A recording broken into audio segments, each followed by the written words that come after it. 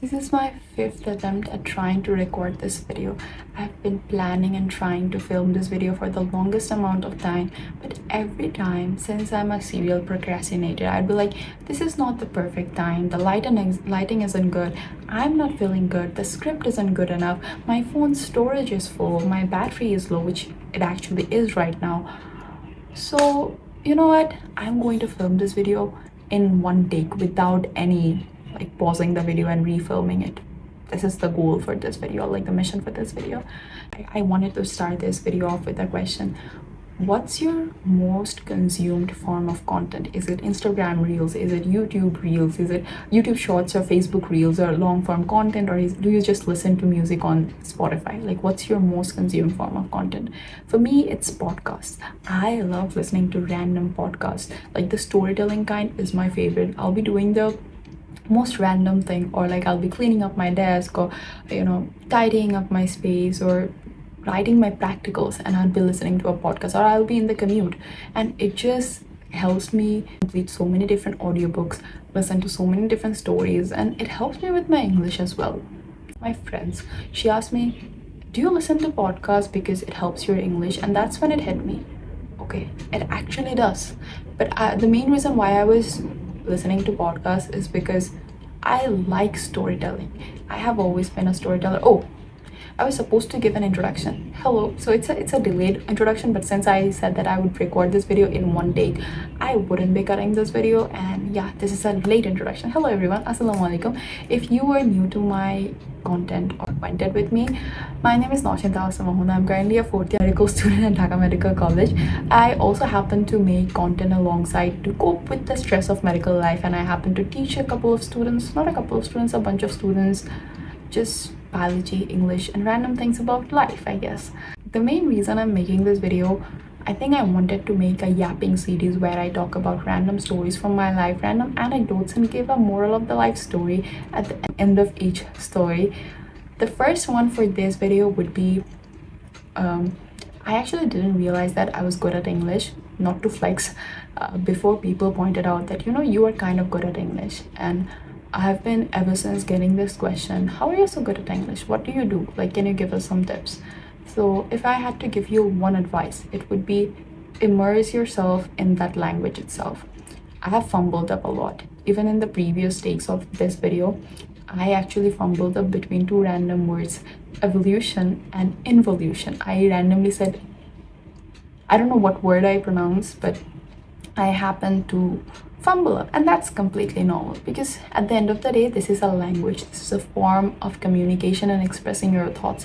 So things like this are completely normal, but I feel like we put too much pressure on ourselves. One of the main reasons why I was not able to film this video for the longest amount of time, we put too much pressure on ourselves to be perfect. Everything needs to be perfect. That's why we use perfectionism as an excuse for our procrastination. Wow, that's such a philosophical line.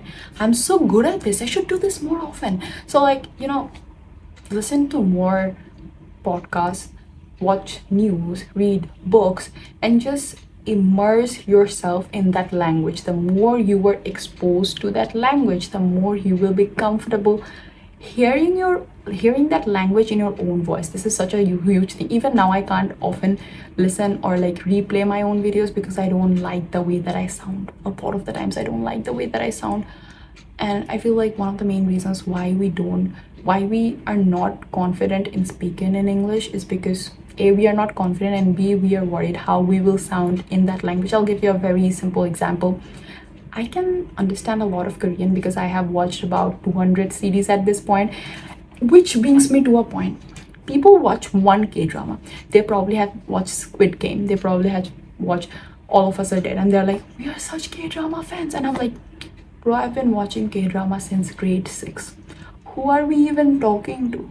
No offense, I'm just saying it because the topic came out of nowhere. So I understand a lot of it, but I can't probably speak it because I don't know, I'm not well acquainted with that language in my voice, if that makes sense. If I said 안녕하세요, it sounds weird. in my head it sounds weird. That's why I don't speak it, and that's why I can't speak it. But I understand it well enough to be able to watch a drama now without a subtitle, which is a plus for me. But I think at this rate I should be able to speak it. But the reason why I'm not able to speak it is because I haven't ever tried it consistently, which is one of the main reasons you, if you feel like you are not good enough in speaking in English, is because you haven't tried it consistently. So for the next 3 months or 2 months or even 1 month, try speaking in English for like at least 10 minutes daily about random things. Like I have a mirror over here. If I could just stare at myself and talk, I feel like I'll be even more comfortable than talking to this camera.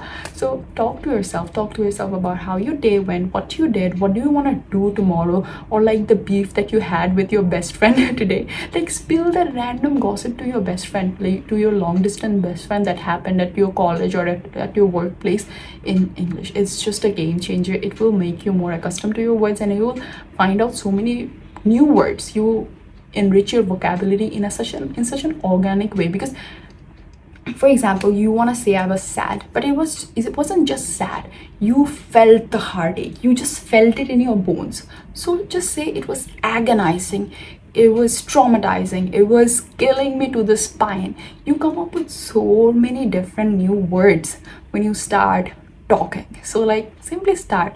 And one of the main reasons why we think we are bad at spoken English is because we are not confident. Fake it till you make it. You know, I used to be that person who is behind the camera. I hated taking pictures between grade 7 to grade 12, like when I was in my teenage years. And that's why I have very few pictures in that time frame, because I felt like I'm not comfortable in front of the camera. I can't pose in front of the camera. So if you go back and tell teenager Ohna that she's going to make content in front of the camera, she used to be more like a producer person. She was not a in front of the camera person. If you told that to her, she would be like, have you lost your mind? Do you need to like tighten up your screws up here? So I'd say fake it till you make it. Fake like you are a pro at it, you are killing it, and then gradually you'll get the hang of it. And the third most important thing, I forgot what I wanted to say. Stop worrying. Okay, my battery no, not my battery, my storage ran out, and then I deleted a couple of apps. So I don't think I'll be able to film longer because I have no more apps to delete. I have a lot of videos on my phone. That's what's eating up my storage lately. So we are too bothered about what people will say.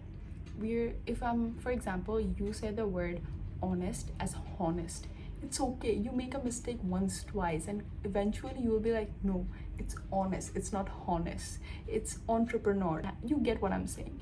So you know, people will think. They have their own brain. Why are you worrying about people? Let them do their thinking. You do you. I think I've said this. I'm at this point, because this is my 5th take at recording this video. I have forgotten what I've said in the first 4 takes and what I've not said in this ones. Oh, one key like game changer would be stop obsessing over accent.